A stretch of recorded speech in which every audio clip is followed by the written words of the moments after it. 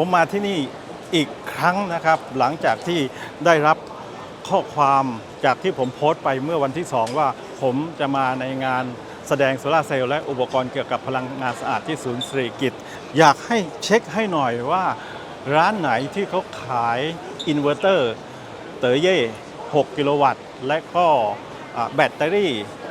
16กิโลวัตต์เอา FC ผมเนี่ยอยากให้แนะนำตัว6กิโลวัตต์ของเต๋อเย่แล้วก็แบตเตอรี่16กิโลวัตต์เอามีไหมมีครับเดี๋ยวพาไปดูหน่อยได้ครับตัวนี้คือไฮบริดเลยฮะใช่ตรงนี้เป็นไฮบริดอ่ะ 5K 6K เหมือนกันอ๋อ 5K 6K แล้วที่โชว์อยู่นี่กี่ K หรือว่าอันนี้ 5K single phase 5K single phase ใช่ส่วนถ้าเป็นออฟเรกก็ตัวนี้ใช่อันนี้เป็น 6K single phase 6K single phase แล้วก็เป็นออฟกริดใช่ off grid จริงๆอันนี้โมโตมี3.6กิโลวัตต์5กิโลวัตต์6กิโลวัตต์ครับแล้วแต่ระดับที่จะเลือกใช้นะ4กิโลวัตต์มหาครับผม E optimeter E concentrator ครับคุณริกกี้เนี่ยเขาจะดูแลเรื่องของเซอร์วิสด้วยแล้วก็เป็นตัวแทนอย่างเป็นทางการของเต๋อเย่ที่จีนนะครับก็เป็นรายใหญ่ก็พูดง่ายว่าคือเขาขายส่งถ้าเกิดสนใจที่จะทำธุรกิจก็เดี๋ยวผมจะขึ้นนามบัตรให้นะครับร้าน B2H Solar ก็เป็นอีกร้านหนึ่งนะครับที่เป็นตัวแทนจำหน่ายอินเวอร์เตอร์ยี่ห้อเต๋อเย่แต่เนื่องจากในงานนี้พื้นที่ค่อนข้างจำกัดจึงไม่ได้นำสินค้ามาแสดงทั้งหมดมีบางส่วนเท่านั้นที่มาแสดงในวันนี้ใช่ครับอันนี้เป็นแบตเตอรี่16กิโลวัตต์อาวครับวันนี้ก็จะมีตัวนำเสนอครับเป็น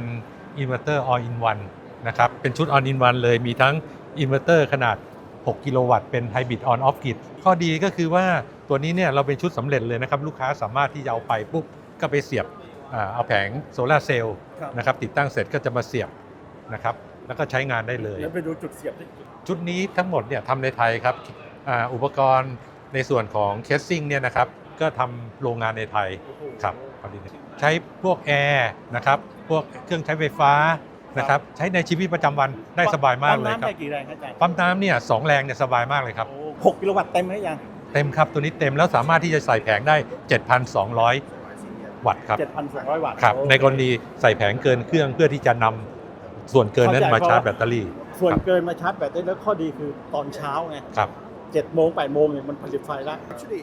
He's a Chinese guy and now he's in Chennai อันนี้คืออะไรครับค่ะของเราเป็นอินเวอร์เตอร์นะคะตัวนี้เป็นแบรนด์ Sonergy ค่ะ Sonergy เนี่ยก็เป็นบริษัทนะคะที่อยู่ในเครือของ ZTE เป็นโทรคมนาคมอันดับ 2 ของโลกแล้วก็แบรนด์เนี้ยเราเป็นแบรนด์ที่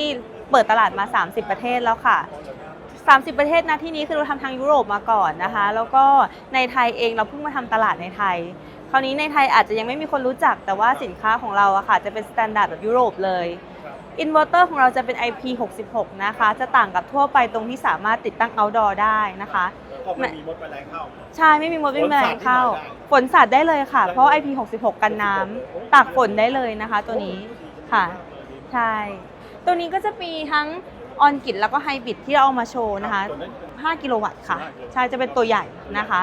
แล้วก็ตัวนี้ก็จะเป็นตัวไฮบริด15กิโลวัตต์เหมือนกันแบตเตอรี่เรามีเป็นสแต็กตัวนี้จะเป็นรุ่นสำหรับไฮโวลเทจค่ะจะใช้ IP66 เหมือนกันติดตั้ง outdoor ได้ตัวนี้จะเป็นลักษณะคือวาง on floor นะคะแล้วก็อีกตัวหนึ่งของเราตัวนี้จะเป็นตัว low voltage ค่ะตัวนี้นะคะก็จะเป็นแบบสแต็กละ5กิโลวัตต์เหมือนกันสามารถใส่สูงสุดได้6ก้อนนะคะสามารถวางขนาดได้ค่ะ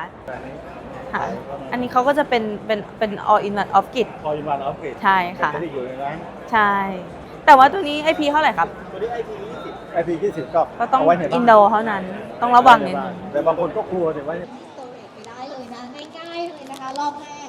นี่เลยค่ะสแกนได้เลยนะตัวนี้เป็น PV1 PV2 ใช้2แผง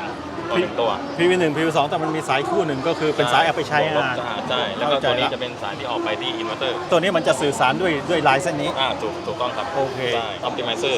การทำงานมันก็คือเมื่อมีเงาหรือจุดฮอตสปอตทำให้แรงดันลดตัว Optimizer จะบูสต์แอนปั๊บแรงดันขึ้นมาให้เท่ากับสปริงแต่และปิดชัตดาวน์มันจะเป็นตัวป้องกันก็คือเมื่อเกิดจุดฮอตสปอตมันจะชัตดาวน์หยุดการทำงานแล้วจะให้เราไปตรวจสอบเพื่อที่ว่าสมมติมีเหตุหรือว่าอะไรเป็นสะเก็ดไฟเราจะได้ตรวจสอบ ต้องปั่น แล้วเราสามารถดูได้ตามแอปในแอปเลย ดูได้ตามนี่เลยครับ นี่โอเค เป็นลายโมดูลเลยครับใช่ อ๋อเยี่ยมเลยแล้วเป็น 3D ด้วย ถูก รู้ ต้อง เลย ครับถูกต้องใช่ We are manufacturer of EV chargers. อ๋อ EV charger We have, we can do 60 kilowatts, until 120 kilowatt, Okay. and also 180. 180 Yes, yes. Okay. And AC EV AC charger. Yes, this is for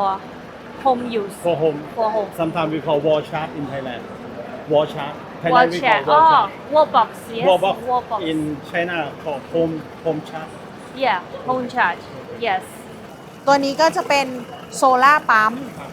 ที่เป็นเหมือนคล้ายปั๊มออฟกริดไม่ต้องใช้ไฟบ้านเลย ก็คือแค่ต่อแผงเข้า ใช่ค่ะ แล้วตัวมันต้องมีคอนโทรลไหม มีคอนโทรลในตัวแล้ว เขาอยู่ในตัว ใช่ค่ะ อเมื่อก่อนเนี่ยเราแยก2 กล่อง ถูกต้อ แล้ว ง บางทีต้องเดิน และ สายยุ่ง ถู ยาก กต้องและต้องมีความรู้เรื่องช่าง ต่อ เรื่องอะไร ไม่ได้ ถูกต้องค่ะ สายมันต่อสลักก็ไม่ได้ ไม่ได้ ไม่ขึ้น ใช่ค่ะ อันนี้ตัดปัญหาเลยแก้ ตัดปัญหาต่อสลับก็แค่ไม่ทำงาน ครับ แล้วก็ถ้าต่อถูกก็คือปั๊มทำงาน เห็นมีวงจรพร้อมเลย ใช่ค่ะ สามารถชี้แจงให้ลูกค้าว่าต่อกี่แผงขนาดกี่วัตต์กี่โวลต์ นี่ของจริงอยู่นี่หรือเปล่า ใช่ค่ะ ของจริงคือตัวนี้ค่ะ เอาให้ดู ใช่ค่ะ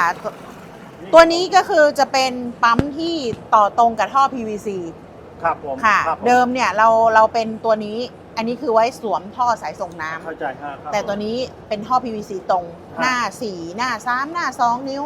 อันนี้เขาเรียกยังไงกี่วัตต์กี่แรงกี่ยังไง มันจะเป็นตัวนี้จะอยู่ที่ 900 วัตต์ 900 วัตต์โอเค ใช่ค่ะ รองรับ เรียกว่า VOC 1.5 แรงถ้าเกิด ถู เป็น ก แรง ต้อง มันประมาณ 1.5 ใช่ค่ะ ตอนนี้รองรับ VOC ได้ถึง 200 โวลต์ ตอนนี้ ครับ แผงโซลาร์เซลล์ก็จะเริ่มสูง มันมีไฮโวลต์ ใช่ สองแผงต่อได้สบาย ใช่ค่ะ เยี่ยมเลยโอ้ VOC ไม่เกิน 200 โวลต์ ครับผมเดี๋ยวผ ค่ะ มถ่ายน้ำบัตรไว้ก่อน ได้เลยค่ะ ถ่ายข้างในตรงนั้นเหรอ อันนี้เป็นปั๊มค่ะ มีปั๊ม ใช่ค่ะ นี่นะ ใช่ค่ะ นสนใจก็นี่เลย แล้วก็ส่วนไหน EV ชัด EV Charger ก็จะเป็นตัวนี้ค่ะ ได้หมดเล ตัวย นี้ ใช่ค่ะ อันนี้เป็นไทยแลนด์ โอเค ซัพพอร์ตอยู่ที่ไทยแลนด์ อันนี้เป็น Optimizer ครับ ที่สามารถใช้ได้กับอินเวอร์เตอร์ทุกแบรนด์ที่อยู่จำหน่ายในไทย ครับ ยกเว้น Solar Edge เนาะ ทำไมต้องมี Optimizer เนื่องจากว่าในประเทศไทยมีต้นไม้เยอะมีเงาแล้วยิ่งในกรุงเทพเนี่ยหลังคานี่มีหลายทรง ครับ หลายตัว ครับ เราก็สามารถใช้ Optimizer ได้ครับ ก็คือถ้ามันโดนบังไปแผงหนึ่ง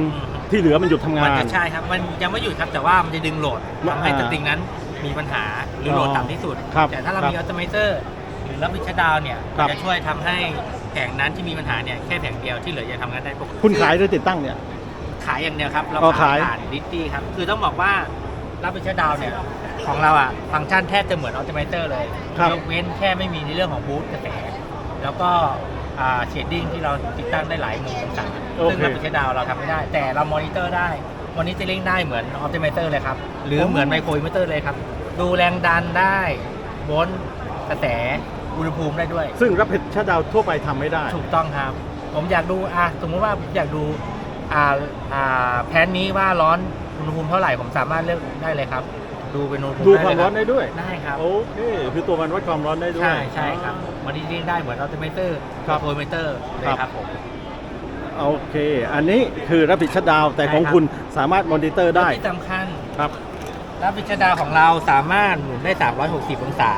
คือลดปัญหาในการหักงอสายได้ด้วย ซึ่ง อ๋อ แบรนด์อื่นยังทำไม่ได้ โอ้นี่ข้อดีคือหมุนได้ ปรับ ใช่ครับ ได้ สมมติว่าผมอยากติดตั้งมุมนี้ มุมนี้ มุมนี้ หมุนได้หมดเลย โที่ว่าหมุนได้หมดเลย โอเค เยี่ยม อันนี้ออ t ติ m เตอร์ก็เช่นกัน ครับอ๋อเหมือนกัน ใช่ วิธี ค กา รั ร บ เดียวกัน หมุได้เหมือนกัน360 ส่วนนี้อะไรครับเนี่ย ส่วนนี้อันนี้เป็นปลายปีนี้เราจะสามารถแผงจะมอนิเตอร์ลิงได้ แล้วก็ อืม บิวอินรับพิชดาและออ t ติเมเตอร์อยู่ในตัว โอเค อยู่ในตรงนี้เลยเหรอฮะ ใช่ครับ อยู่ในทั้งแผงเลยครับ อ๋อคือซื้อมาก็ใช้ได้เลย ถูกต้องครับ อยู่ในนั้นเรียบร้อยแล้ว ไม่ต้งติดอุปกรณ์เพิ่มเติม โอ้โห พัฒนาไปเร็วมากนี่ แล้ว าส ตัวน ใจ นี้เป็นตัวสื่อสารไว้กับสื่อสารกับอินเวอร์เตอร์ทุ ค กแบรนด์ อ๋อทุกแบรนด์ตัวนี้ นะฮะ โอเค มาในงานเนี่ยได้ความรู้เยอะว่าเดี๋ยวนี้เนี่ยมันไปถึงไหนแล้วนะครับ โลกของโซลาร์เซลล์พัฒนาไปเร็ว ถ้าผมไม่ขนขวายหาความรู้เนี่ยไม่นานผมจะเป็นคนที่ล้าหลังนะครับ ก็เลยวันนี้มาหาความรู้ในงานนี้นะครับ งานAsia Sustainable Energy Week นะครับวันที่ 2 ถึง 4 กรกฎาคม ปีนี้ก็คือ 2568 นะครับ วันนี้เป็นวันแรกที่ผมมานะครับ ท่านผู้ชมครับ ผมมาอยู่ในงานนี้ 2 วันเต็มๆ เดินหาความรู้ไปตามจุดต่างๆ และในงานนี้ผมมีโอกาสได้สอบถามข้อมูลต่างๆ ที่เป็นประโยชน์และมีความรู้ใหม่ๆ จากผู้เชี่ยวชาญโดยตรง จะได้เป็นข้อมูลความรู้ที่จะนำมาใช้ในโครงการต่างๆ ของสมชาย DIY ในตอนต่อๆไป ท่านผู้ชมที่สนใจอย่าลืมคลิกติดตามนะครับ ผมจะทยอยอัปโหลดวิดีโอในตอนต่อไปเร็วๆนี้ วันนี้ลาไปก่อนครับ สวัสดีครับ